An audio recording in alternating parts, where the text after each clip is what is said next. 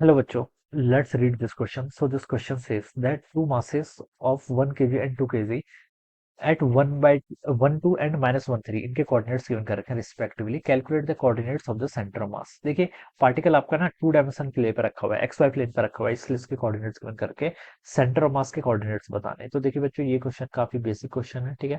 Centre of मास आपको basically क्या करना है, पर फाइंड आउट करके बताना है। ऑलराइट, तो इस क्वेश्चन का की कॉन्सेप्ट आप क्या लिख सकते हैं, सेंटर ऑफ मास, ठीक है।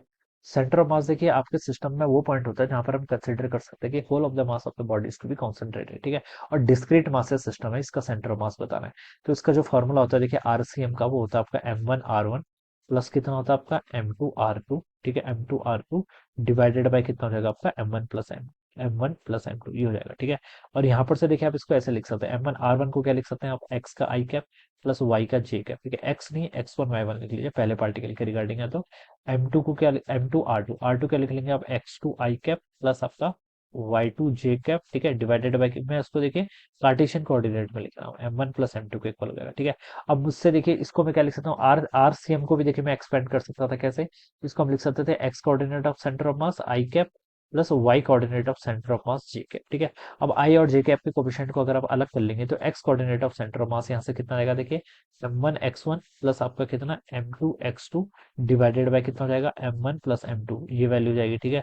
और y coordinate of centre of मास को आप क्या लिख सकते हैं, देखिए यहाँ पर से सेम तरीके से M1 Y1, ठीक है, प्लस आपका M2 Y2 डिवाइडेड बाय कितना हो जाएगा आपका M1 प्लस M2 के इक्वल, ठीक है, ये हो जाएगा।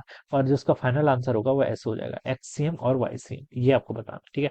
बस अब आप क्या कर लीजिए बच्चे, यहाँ पर वैल्यूज पुट कर लीजिए, ठीक है। पहले XCM कैलकुलेट कर लीजिए, देखिए इस फॉर्मूले में वैल्यूज रखते हैं, मास कितना आपका 1 kg का, ठीक है। इसका एक्स कोऑर्डिनेट देखिए कितना है, 1 के इक्वल, ठीक है।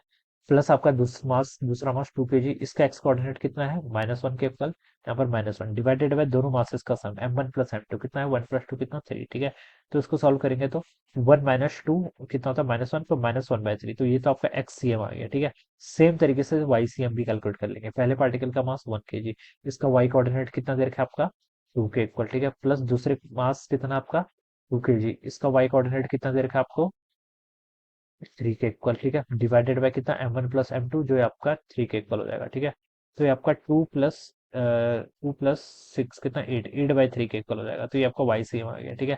This is my YCM, YCM कितना आ गया आपका 8/3 के इक्वल, और XCM तो आपका -1/3 था। तो देखिए यहाँ पर से आप इसको लिख लीजिए -1/3 और 8/3, ये क्या हो जाएगा, इस क्वेश्चन का आपका आंसर हो जाएगा। Alright, this would be the answer. तो I hope you all understood this concept, all the best and thank you so much.